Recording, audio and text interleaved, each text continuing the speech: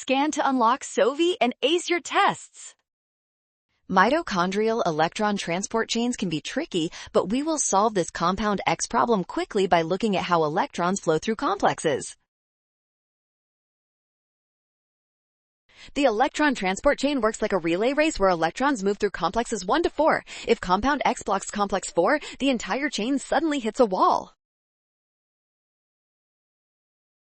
Because complex 4 cannot accept any more electrons, the previous complexes also get backed up. This bottleneck prevents NADH from dropping off its electrons at the very start of the chain.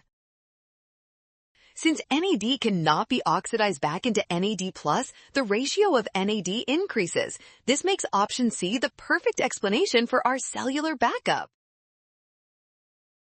Well done! Scan the code. You can learn better with Sovi. Avoid rush and watch signs. Trust given data and check steps.